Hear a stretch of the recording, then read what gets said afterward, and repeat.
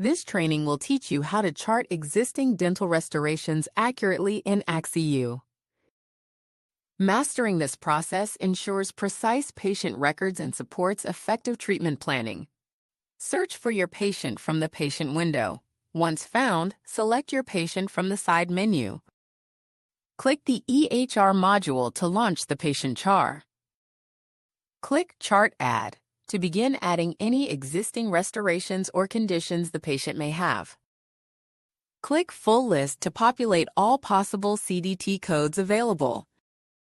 Using the search box, search for existing conditions by either description or code. For example, you can search either Crown or D2740. Click the procedure code for the existing restoration you are looking to chart. Select the tooth and/or surface you are needing to chart. Click the plus icon to add the existing procedure to the odontogram.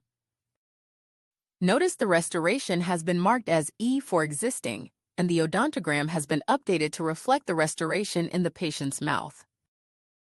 Click Details to review the detailed information about the specific existing restoration you just charted.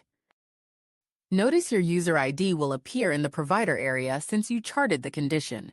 Given this restoration is already designated as existing, your provider ID number in this field simply indicates who added the procedure to the patient's chart. You have successfully charted existing restorations in axiUm by selecting the patient, entering procedure codes, and specifying restoration details. This process ensures accurate dental records for effective patient care.